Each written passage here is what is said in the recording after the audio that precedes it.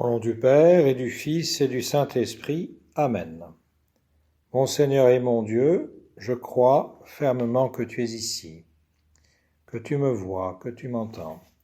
Je t'adore avec profonde révérence. Je te demande le pardon de tes péchés et la grâce de faire avec profit ce moment de prière.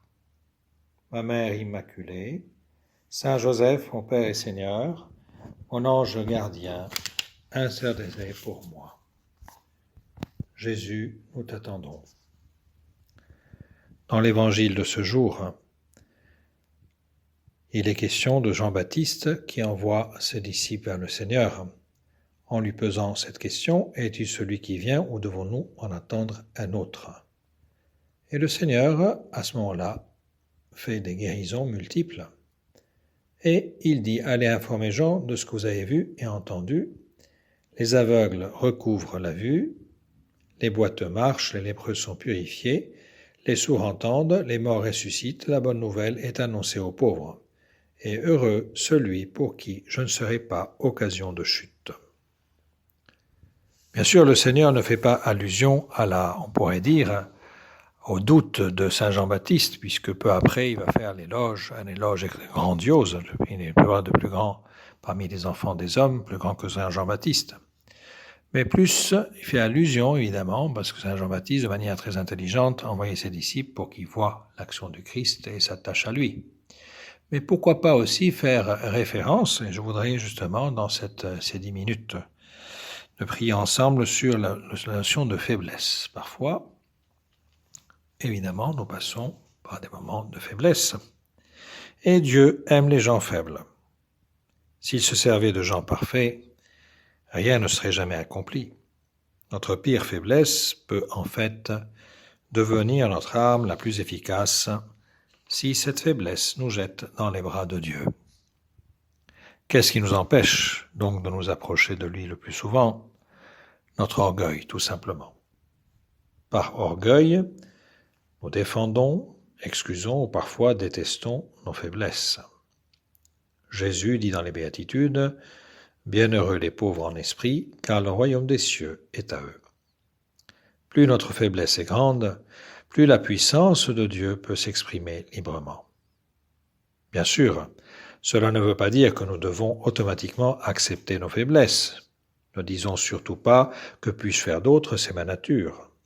Nous devons, au contraire, faire face à nos faiblesses et avec l'aide de Dieu les conquérir et le laisser les transformer en force.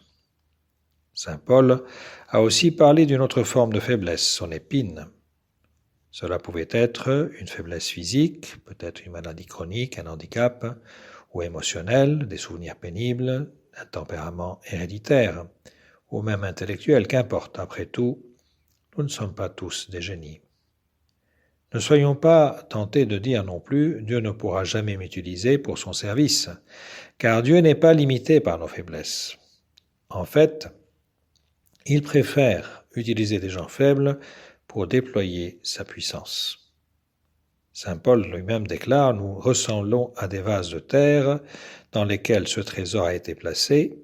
La vraie puissance vient de Dieu et pas de nous. » Nous ressemblons en effet à des pièces de poterie, ordinaires, fragiles, faciles à briser, et qui ne pourront lui servir que si nous le laissons travailler à travers nous, à sa guise.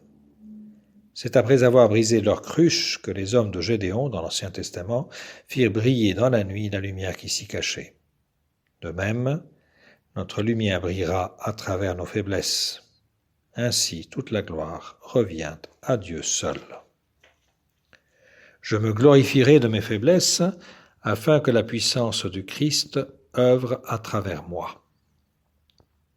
Ce verset semble énigmatique au premier abord. Nous souhaitons être délivrés de nos faiblesses, alors pourquoi s'en glorifier? Saint Paul, cependant, nous suggère plusieurs raisons qui valent la peine d'être considérées. Premièrement, nos faiblesses nous empêchent de devenir trop arrogants.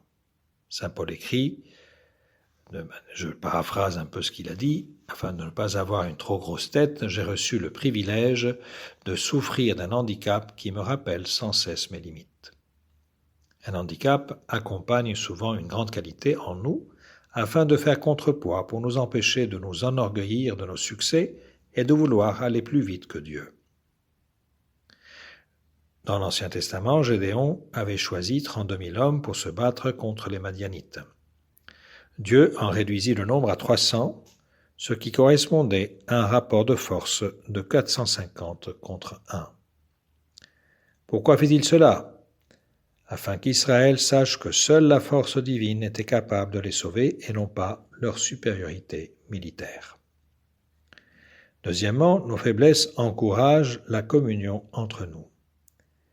La force encourage un esprit d'indépendance. Je n'ai besoin de personne, je suis capable de me débrouiller tout seul, tandis que la conscience de nos faiblesses nous pousse à rechercher l'aide des autres. En tressant ensemble les faibles brins de nos vies individuelles, Dieu crée une corde d'une grande résistance. Les chrétiens ressemblent à des flocons de neige, délicats et fragiles individuellement, mais quand ils sont tous collés les uns aux autres, ils peuvent paralyser la circulation. Troisièmement, notre faiblesse est source de compassion et de soutien pour les autres. Beaucoup seront encouragés et guéris de leurs défaillances par nos propres blessures. Le témoignage de nos pires expériences sera souvent le moyen le plus convaincant pour les encourager dans leurs épreuves. Ceux qui nous humilient le plus, ceux qui nous gênent le plus de partager avec d'autres, constituent souvent entre les mains de Dieu l'outil le plus puissant pour encourager d'autres personnes. Tous les géants de la Bible étaient des gens de grande faiblesse. La faiblesse de Moïse était son caractère volatile, et pourtant, Dieu le façonna au cours des années, jusqu'au jour où nous lisons « Moïse était un homme très patient, plus qu'aucun homme sur la face de la terre. » La faiblesse de Gédéon était son complexe d'infériorité. Dieu fit de lui un vaillant héros. La faiblesse d'Abraham était sa peur maladive. Il mentit par 2 fois en affirmant que sa femme était en fait sa sœur afin de sauver sa peau, et pourtant Dieu fit de lui le père de tous ceux qui croient. Quand Dieu eut fini de façonner David, lui qui avait commis un adultère et un meurtre, il l'appela un homme selon mon cœur. Et les exemples ne manquent pas. La lettre aux Hébreux regorge d'exemples en disant le temps manque pour parler de Gédéon, de Barak, de Samson, de Jephthé, de David, de Samuel, de tous les prophètes dont la faiblesse fut transformée en puissance. Si les autres ne voient que nos qualités, ils risquent de se décourager de dire « je ne pourrai jamais faire tout ça ». Mais quand ils voient Dieu se servir de nous malgré toutes nos faiblesses et nos difficultés, ils se sentent encouragés à penser « si Dieu peut se servir de lui, il peut se servir de moi aussi ». Qu'est-ce qui nous semble le plus important? Impressionner les autres ou les influencer? Nous pouvons les impressionner à distance, mais pour les influencer, nous devons être proches d'eux et c'est alors qu'ils verront nos faiblesses. Ne prétendons donc pas être parfaits, mais faisons seulement preuve d'honnêteté, car notre plus grande qualité en tant que chrétiens est d'être crédibles aux yeux des autres. Saint Pierre est l'exemple parfait, personne parfaitement sûre d'elle-même, prête à se sacrifier pour le Christ, même si tous les autres avec des comparaisons. Et voilà que Saint Pierre, après sa chute, va avoir une grande humilité, une bonne compréhension à l'égard des autres. Il va comprendre que sa faiblesse a été très utile pour mieux comprendre les autres, mieux les accepter, mieux s'ouvrir aux autres personnes. Eh bien, nous nous tournons vers la Vierge Marie, notre Mère, elle qui est mère de miséricorde, qu'elle nous aide à comprendre que nos faiblesses, si elles sont mises avec son Fils, portées par elle, évidemment, se transforment en force.